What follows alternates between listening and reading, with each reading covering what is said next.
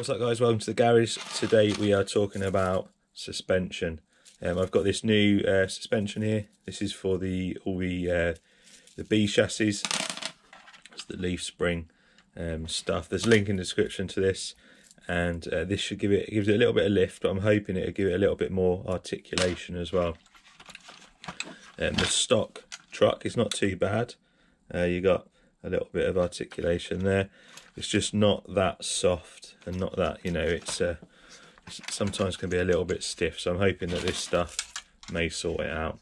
Anyway, before we fit that suspension, I want to talk about climbing. Now, those that have seen my video on the wheel weights, you'll see that I've done some climbing to compare the difference between the tyres with and without the wheel weights and the ready to run. Now, someone made a video and I noticed that I got a little shout out or a little call out within that video saying that the climb that I'd done wasn't legit, which I'm pretty sure that's what I said in the video anyway, that it was more to test the tyres rather than do a legitimate climb. Anyway, here you go, just to satisfy those of you that want to know how well this climbs. Has got the wheel weights just in the front. I've removed them from the back because I think it'd be better just with weight in the front. Removed the wheel weights, got the new WPL gearbox in it, 7.4 volt lithium ion, and just the wheel weights in the front. This is at 62 degrees. So in the video I said 60-degree climb. 62, and that's smack bang in the centre. Well, actually I flicked to 63 then, but 62, and then all the way up the top, 62.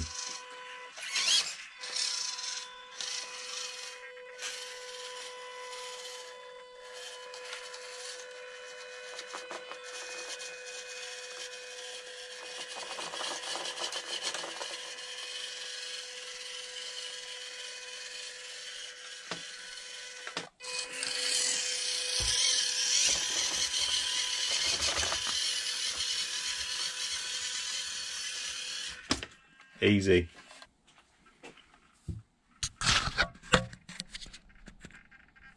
Right, anyway, I hope that's cleared that up, that yeah, it can do over 60-degree climb from the bottom all the way to the top. Easy. Right, let's get this suspension fitted and see what difference it makes to the ride of this thing. So this comes in a bag full of bits. I've put this together, and all you got to do is make sure that when you put it together, that link at the back goes backwards towards the rear of the truck on the rear, and on the front I think it goes towards the front of the truck.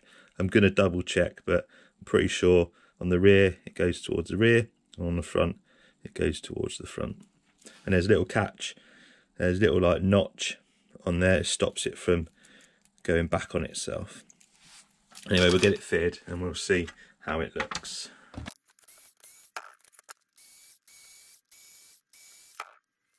I'm hoping it works because it looks good quality, but you never know really, do you, until you fit something on where it's going to be decent quality or not.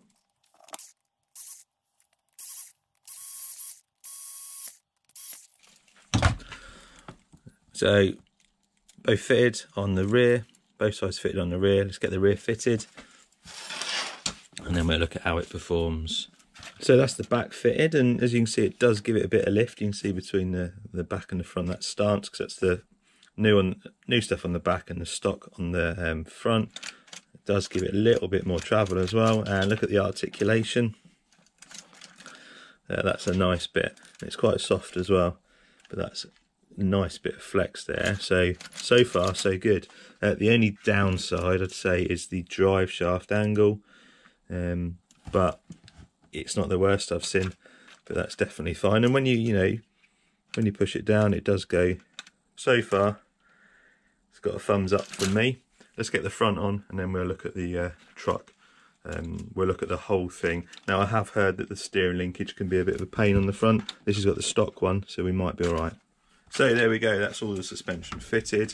So rear's on, as you've seen, and then the front's on. I did put the brackets on the front end of the axle. I looked at a few videos and I just think that they're better sat on the front there, and the axle movement is better it goes forward slightly rather than pushing back up towards the gearbox. And I just think that's a bit more of a natural movement like that. I did have to adapt a new steering rod, really easy, just a bit of threaded rod there and 2 rod ends, and just bend it, just get the right length, and that fits in with the stock steering arm there, so clearance no problem at all. So we've got a stock B24 here.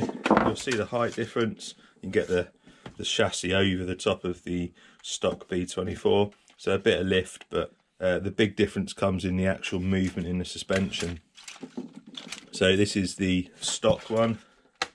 I mean, there's hardly anything there, and I'm really having to push quite hard. You can see the tyres flexing there when I'm pushing down on it. The upgraded one, nice and loose, no problem at all. And then the articulation. So this is the front. So there's the front of the upgraded one, and then the stock one. I'm having to push quite hard on that, but it's not too bad stock, but if you could feel how stiff that is compared to that, you'd know the difference. And then the rear, similar story. The stock one, you have to put quite a bit of pressure on it to get it to move, and again you do get some flex, but when you're actually running this you get hardly any on that. And then upgraded, plenty of flex.